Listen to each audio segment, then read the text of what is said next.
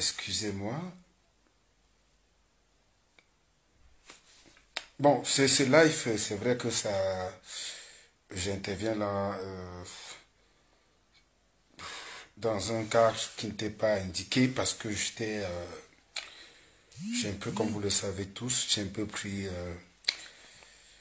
du recul. Je suis un peu concentré sur le projet pour lequel je suis ici présentement.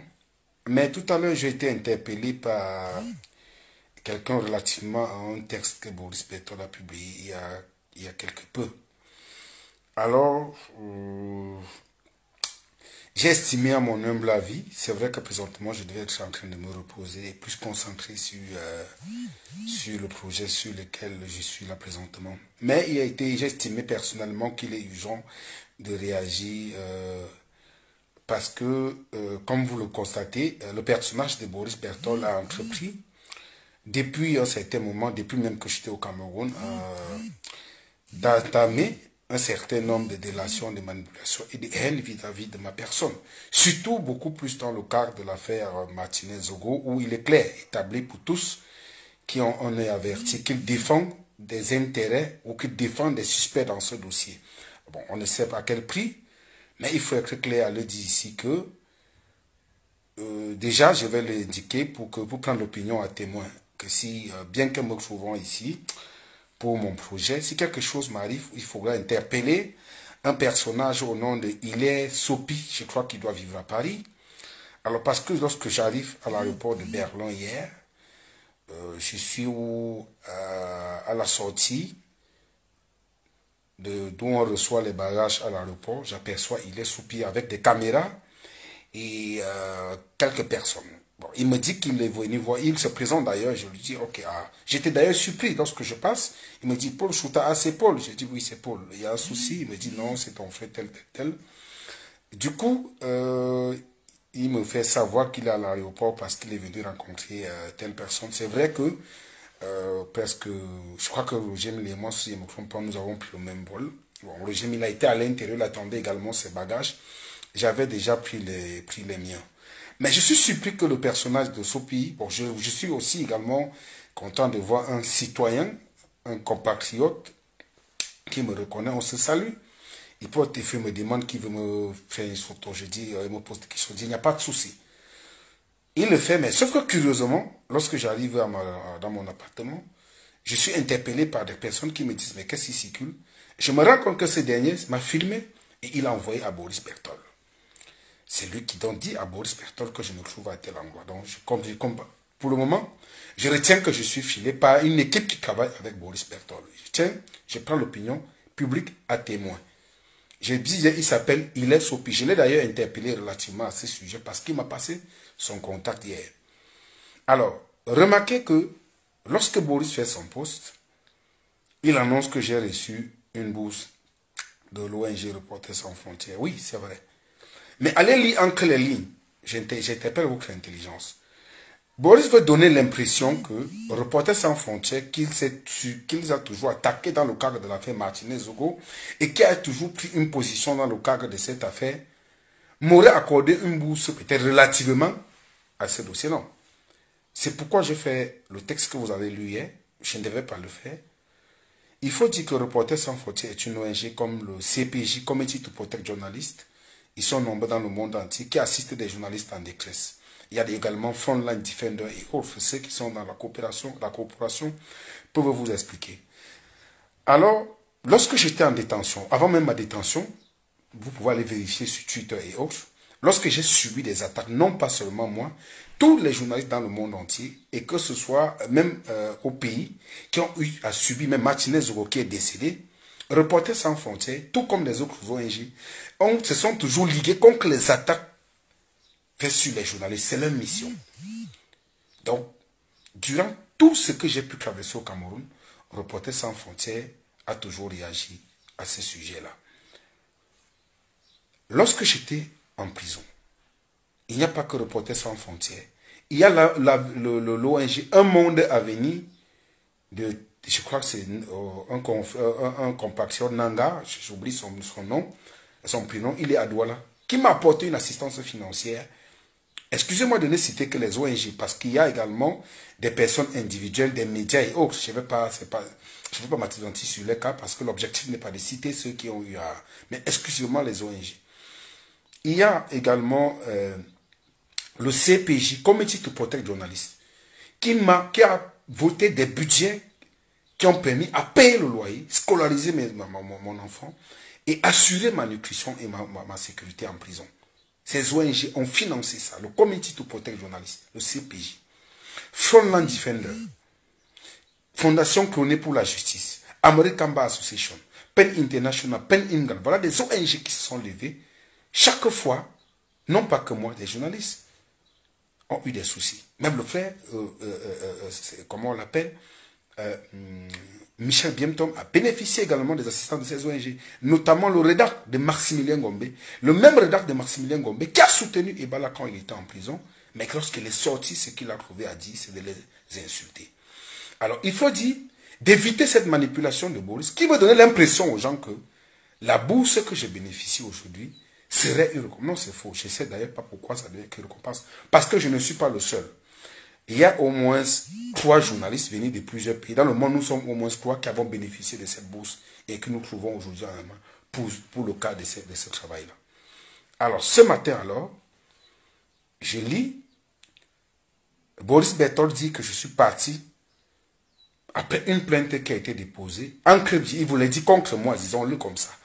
Parce qu'il a voulu subtilement dire Cameroun Web, qui est effectivement le média pour lequel je travaille, oui. Je suis point focal Cameroun Web au Cameroun. Je suis correspondant au Cameroun. Et je ne suis d'ailleurs pas le seul. Il y a d'autres personnes que je ne vais pas citer. Il indique que c'est suite à une plainte de M. Eko, que je ne connais pas, sur qui je n'ai jamais fait un article. Peut-être que des posts que j'assume, hein, j'assume. Ce que j'écris, j'assume. Affirme que j'aurais fait un article sur Cameroun Web et tout, qu'une plainte a été déposée subitement, j'ai disparu, machin. Bon, je ne vais pas m'appesantir sur les procédures, comment ça se passe avec les bourses, le temps que ça a pu prendre. Je crois que Martinez Zogo est décédé, ça fait presque 6 mois aujourd'hui.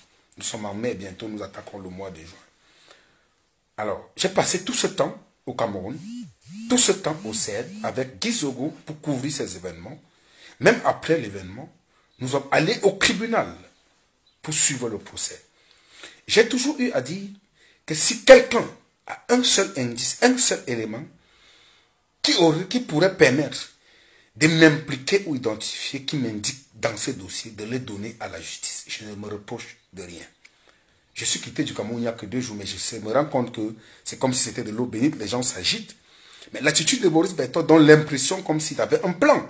Excusez-moi, je commence à comprendre que les filiatures, autant pour moi, que je vivais ces derniers temps, peut-être que ce projet était ourdi par le camp que protège Boris Berthold. Ceux qui ont les yeux comprennent qu'il protège un camp bien défini. J'ai observé, je vous disais chaque fois des présences bizarres.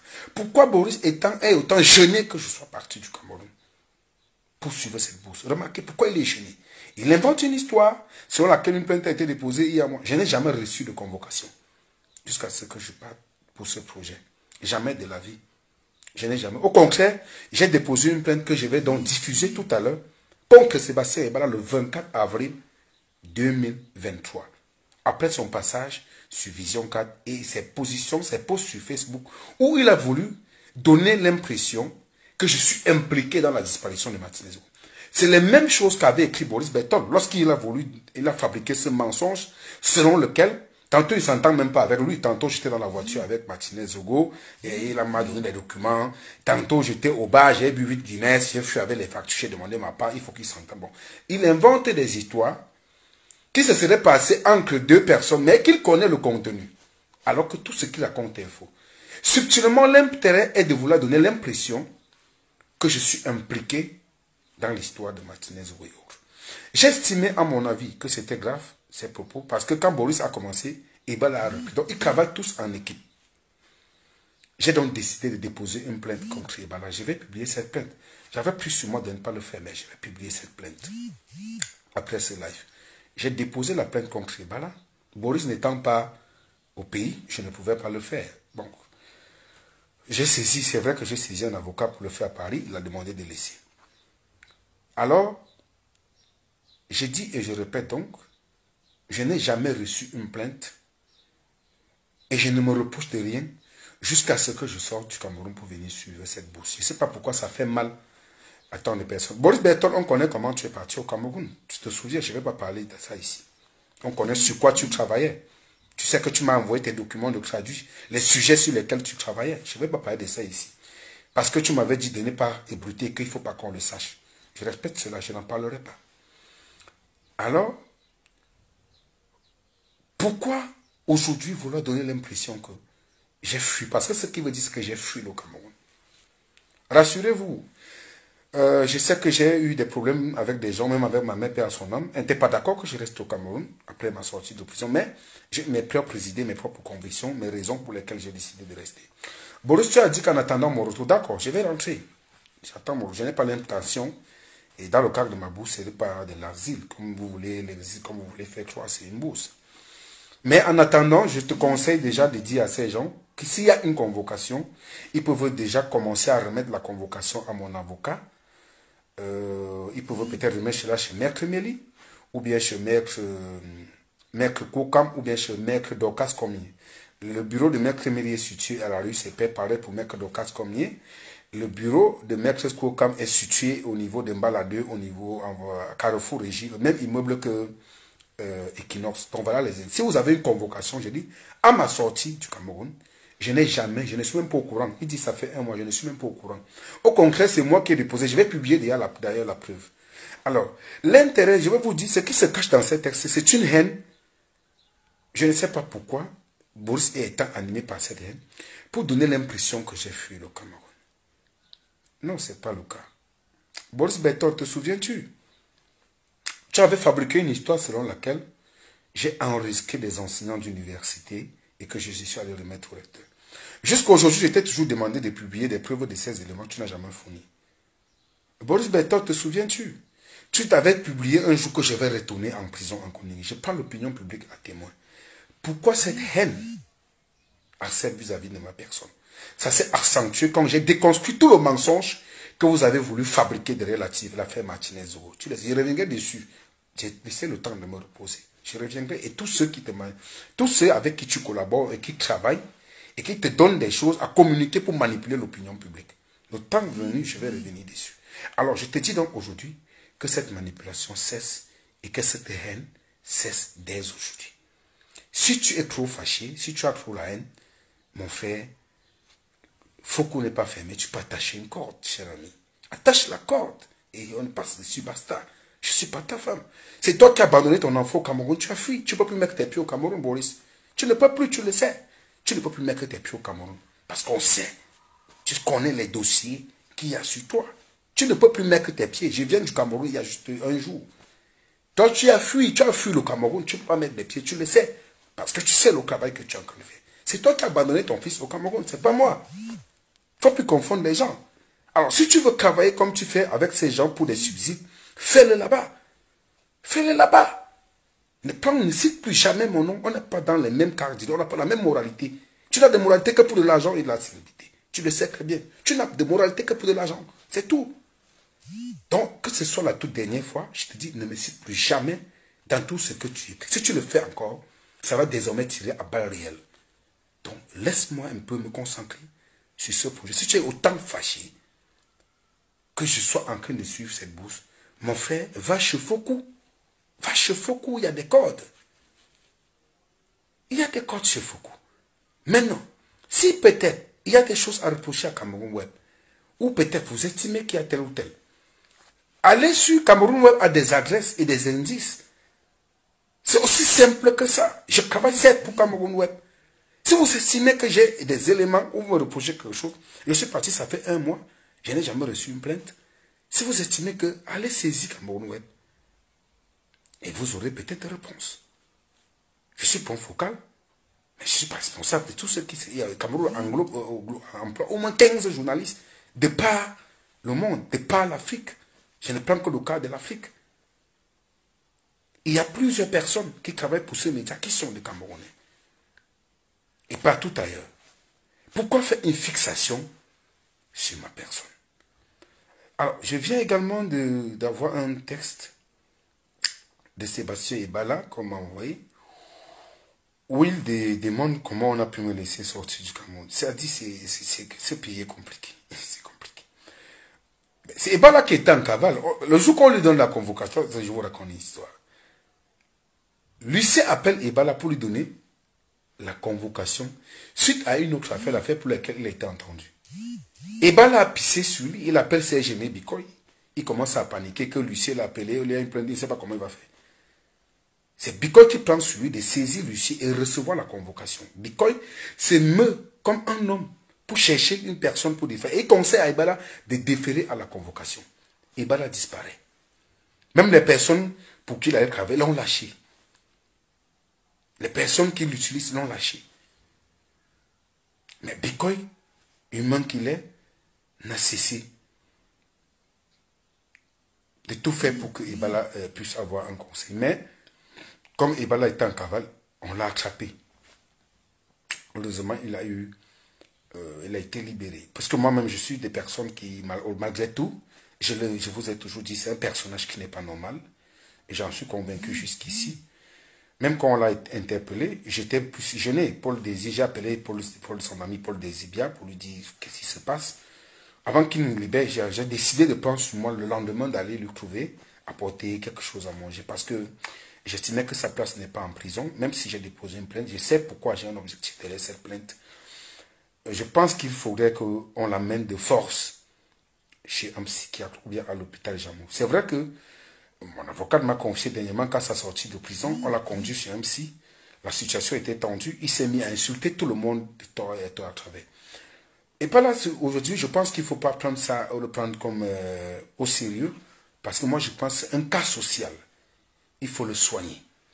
Je crois que les autorités doivent prendre les dispositions. Même s'il faut l'enchaîner, qu'on l'enchaîne, on le soigne. Ce monsieur n'a pas tous ses sens. Il n'a pas tous ses sens. Il vient, allez lire ce qui vient encore d'écrire sur moi. Ça dit, c'est pitié, ça fait pitié. Je suis resté au Cameroun du début. J'ai fait 2 ans de prison.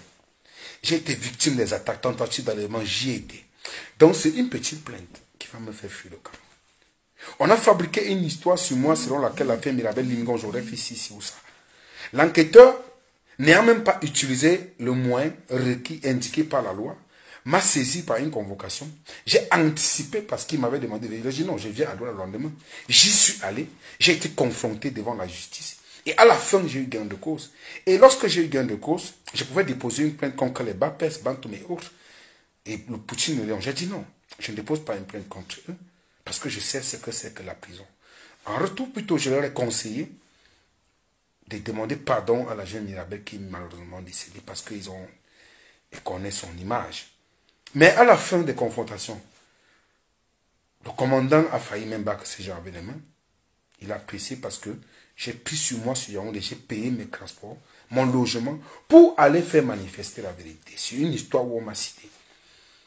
Je n'ai jamais fui la justice, je n'ai jamais refusé d'affronter la justice. Même dans le cadre de l'affaire Béa, là, qui m'oppose, j'ai toujours clamé mon innocence. Et jusqu'à aujourd'hui, nous sommes en justice. Et j'ai payé les frais récemment d'appel, puisque j'ai interjecté appel. On a également saisi le groupe de travail des Nations Unies sur les détentions arbitraires grâce à l'American Bar Association et la Fondation Croney for Justice qui suivent cette affaire, que je remercie d'ailleurs avec Media Legal Defender, qui ont décidé de financer cette procédure. Donc, nous allons finir ce procès peut-être aux Nations Unies. Parce que j'estime que je ne me reproche de rien. J'ai interrogé, les indices sont là, hein. Je ne parle pas en l'air, les preuves sont là. Bien qu'une preuve ait été brisée, un CD cassé lors de l'audience en première instance, c'était un miracle. Mais nous avons saisi l'antique et les indices sont là que je ne suis pas l'auteur des faits que Madame Béala me reprochait. Le moment venu, la justice, on va présenter cela devant la justice.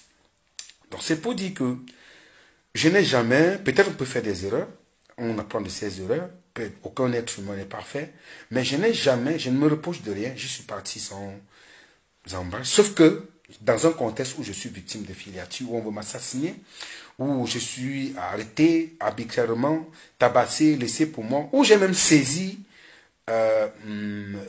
comment on appelle, le président de la République par une lettre publique. J'ai même saisi les autorités sur ma situation. Rien n'a été fait jusqu'à aujourd'hui. de tout ce que j'ai vécu. Et comme je vous l'ai dit, peut-être des gens prennent ça à la légère. Le jour que Martinez Zogo, c'était le 9 janvier, m'a appelé, j'aurai l'occasion de vous faire écouter cet extrait. Vous allez tomber des nues. Parce que je rencontre Martinez Zogo le 28 décembre, à l'entrée de Amplitude FM, il y a un secrétariat à côté, c'est où on se rencontre, il tire une copie du document en question, il me remet. Je vais avec ces documents et il était question qu'il me donne d'autres documents. Mais il m'appelle le 9 janvier pour me dire, Paul, fais attention. Ils ont décidé, il a cité notamment, je dis bien, il a cité Amougou Belinga. Je dis bien, il a cité Amougou Belinga. Nous sommes le 9 janvier 2023, où il me dit, j'ai eu des informations selon lesquelles on va me tuer, on va te tuer, après moi c'est toi, après Aman Mana, Jacques Blaise-Vier, Christophe Bobiokono, je crois qu'il a cité également Baola. J'ai pris ça comme à la légère. Je lui ai même dit non, il faudrait qu'on fasse un live dessus pour alerter. C'est ce même jour, si vous partez sur ma page, vous allez voir que ce 9 janvier, j'ai publié qu'ils veulent ma tête. Mais lorsqu'une semaine après, j'apprends le décès de Martinez, vous convenez avec moi que c'est une chose à ne pas prendre à la légère. Et bien après, j'étais victime des filatures. Des personnes qui venaient autour de mon domicile, sur la rue de l'autre côté, pas derrière, qui analysaient, étudiaient les entrées de mon domicile. Mais ils ne savaient pas qu'il y avait des personnes qui prenaient des dispositions, des femmes déguisées qui venaient s'asseoir dans une supérieure à l'enquête chez moi. Tous ces indices-là, c'était accentué cette période. J'étais obligé de prendre aussi quelques dispositions sécuritaires, dispositifs sécuritaires pour me protéger. Donc, si aujourd'hui, vous voyez la folie que manifeste la haine, la manipulation que manifeste Boris, c'est ceux qui son camp et lui avaient donc un agenda caché. Pourquoi lorsqu'ils apprennent que je suis en demande pour une bourse, ils deviennent fous? Allez lire, Ebala lui-même fait un autre test. Ce qui est curieux, c'est que le même Ebala contre qui j'ai déposé une plainte avait complètement disparu de la circulation. Mais dès qu'il apprend que je suis allé pour une bourse, il a fait un texte pour dire que je suis, il a dit quoi? Un élément important comme dans ma affaire, pourquoi on me laisse partir, mon cher et tout, tout ça. Monsieur Ebala, il y a une plainte qui vous attend à la Légion de gendarmerie du centre. La plainte a été déposée le 24 avril. Si vous êtes garçon, allez là-bas répondre à la plainte. Parce que j'ai dit dans cette plainte que peut-être que vous connaissez des choses sur moi que je ne connais pas. Nous tous, nous cherchons la manifestation de la vérité. C'est votre parole contre la mienne. L'opinion publique n'en sait. Peut-être vous avez beaucoup d'indices qui peuvent permettre entre guillemets, à identifier des personnes que peut-être la justice n'a pas. Je vous prie d'aller déposer ces plaintes. Je serai de retour. À mon retour, on pourra confronter ces histoires. Mais déjà, si vous êtes courageux, si vous êtes honnête, allez à la Légion de gendarmerie. Comme vous doutez, je suis obligé. Je vais publier la plainte tout de suite dès que je finis ce live. Donc, ce que je voulais dire, c'est toute cette clarification. Rassurez-vous, il faut éviter dans la vie de dire des choses pour nuire ou pour faire mal aux gens parce qu'on est de l'autre côté du monde. Sachez que on a des familles, on a une famille, on a des frères, on a des sœurs. Et que être de l'autre côté du monde ne nous donne pas le droit de faire quoi que ce soit. Je m'adresse à vous, Boris Berthold. Aujourd'hui, peut-être tu te tagues, mais sache que tu as un enfant que tu as laissé au Cameroun. On sait de qui je parle, donc je ne vais pas aller dans les détails. Je respecte. Même pour de l'argent, cher ami, évite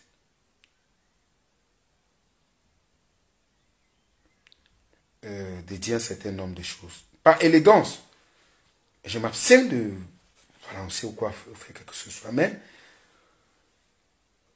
avant toute chose, il faut se remettre en question. Il faut convoquer sa morale et la raison. Et se remettre à la place des gens, peut-être, qui ont fait un certain nombre de choses. Pour la plainte, j'avais décidé de ne pas publier cette plainte, mais je vais le faire tout de suite. Pour Ibala qui doute, non, il faudrait qu'il aille directement déposer cette plainte, répondre à cette plainte au niveau de la Légion de gendarmerie du centre. La plainte a été déposée le lendemain. Le lendemain, je crois, après le club d'élite. Donc, ce qui est curieux, également, c'est que le 24, je crois, dans le dernier meeting du MSC en Médon, je reçois une information, parce que sur le même plateau, vous étiez présent, et Bala était sur le même plateau avec Shaw Walter et autres. Je reçois des informations à travers le système de veille que j'ai installé, que Shaw Walter est non loin de mon domicile et qu'il fait des navettes. Quand le meeting finit, je m'y rends. Je vais vers Shaw Walter, moi, je vais vers lui, lui dis, cher ami, tu as dit des choses sur moi, tu as fait même des posts en me disant que non, quelqu'un, tu m'as menace de mort. Bon, c'est vrai qu'il a commencé à faire amende honorable et tout ça, il a commencé à s'excuser et tout, et dit des trucs. Bon, moi, je sais réellement pas comment il a pu. Bon, c'est vrai qu'il a dit comment il s'est retrouvé et tout, et tout, et tout. Mais c'est pour dire, tous ces indices ne sont pas fortuits. Ces indices ne sont pas fortuits. Même ces derniers temps, heureusement que je remercie tous ces frères et sœurs qui ne cessaient de veiller et de me passer des informations pour veiller sur ma sécurité, pour me protéger. Même ces derniers temps, le niveau de filature était de taille. Donc peut-être ces boussées arrivées à point normé. Vous constatez que sur le plan juridique, ils savent qu'ils n'ont plus rien fait. Mais l'objectif était soit de m'empoisonner ou de m'assassiner. Ils se sont rendus compte qu'ils ne pouvaient pas me trouver à des endroits seuls. Peut-être c'est ce qui a été difficile. Vous comprenez donc pourquoi Boris Berthold a tant mal. Le mal que Boris Berthold transmet, c'est le ressenti qu'ils ont dans leur équipe, en fait. Leur équipe, le clan, les gens pour qui ils travaillent, c'est le ressenti. Ça veut dire qu'ils ont un certain watch, ils ont un mal, mais de savoir que peut-être j'ai pu sortir pour venir assister à cette bourse. Peut-être qu'ils avaient mis le plan à exécution aussitôt, peut-être ces jours-ci. Mais allez lire, relisez bien ce qu'il écrit, relisez, prenez la peine de bien lire. Un gars parle de Cameroun Web, il prend mes photos, il poste. Vous comprenez, derrière les images, il y a des signaux qui parlent. Boris a mal. Bon, je sais pas. Ou bien peut-être que ça, j'étais son fonds de commerce, ou peut-être qu'il justifie ses factures. Mais bon, pour le moment, vous allez souffrir, comme j'ai dit. Boris, si tu as trop mal, cher ami, tu peux appeler Foucault, comme disait Richard Bonin. Allô Foucault, envoie-moi les cordes. Bon, j'en ai terminé, c'était un peu pour faire cette clarification. Je crois que tout se passe bien. C'est vrai que l'insertion n'est pas facile avec tous les coachs, mais je remercie encore cette ONG qui l'accueille quand même très chaleureuse, avec ces jeunes frères et collègues qui ne cessent de m'accompagner et chaque matin de me apporter des renseignements, de me guider comment ça se passe et autres. Je crois que tout se passera excellemment bien. Donc, pour le moment, je suis concentré sur ce projet qui, ma foi, pourra me permettre, autant vous savez qu'au-delà de ce projet, parfois aussi changer d'air vous permet de voir le monde d'une autre manière. Et le contact des autres cultures aussi est très primordial et fondamental dans le monde. Vous comprenez à quel point le monde bouge. Et quand vous regardez un certain nombre de choses, vous avez mal pour ce qui se passe parfois dans votre pays. Et d'une part aussi, je remercie également Dieu parce que cette bourse arrive à point nommé dans un contexte essentiellement compromettant pour moi. Je pense que c'est pas fortuit. Je crois que je suis un miraculé. Et je crois qu'il y a un plan divin pour moi parce que je ne serais pas, vu ce que j'ai traversé, je ne serais pas en train de parler comme je le fais aujourd'hui. Parfois, je me demande qui je suis moi-même. Vivre dans un contexte comme celui-là, dans la gueule du loup, et pouvoir parfois s'en sortir, c'est pas évident. Vous abîmez, vous savez ce que ça imagine de vivre à chaque fois, avoir peur de l'ombre et toujours être en train de guetter à gauche, à droite, avoir peur même de soi-même. C'est essentiellement compliqué. Donc, c'est ce que je tenais à vous dire. On est bien installé. Je remercie ici aussi toute la diaspora camerounaise qui ne cesse de se mobiliser pour des cas. Je me souviens même qu'on des cas de personnes qui subissent des injustices et qui sont dans des situations aussi compliquées. Je me souviens de tout ce que vous avez fait pour moi, que ce soit pendant mes agressions, pendant mon incarcération. Et même ici, plusieurs déjà m'ont contacté pour m'ont appelé déjà pour me garantir les présences et pour me dire je peux compter sur eux. Il n'y a pas plus grand amour que ça. Et je vous remercie mille fois. Et je tiens aussi à dire, il faut aussi dans la diaspora vous méfier. J'ai cité un certain Hilaire Sopi, qui est celui qui est venu faire une vidéo, envoyé à Boris pour lui donner ma position exacte. Je ne sais pas pour quel intérêt, mais les informations, c'est que, bon, si quelque chose m'arrive, sachez que peut-être que j'ai été filé par ce dernier, parce que je n'ai pas compris l'objectif caché derrière cela. Donc, sur ce, je vais prendre congé de vous. Je vous remercie pour votre aimable attention. Au revoir.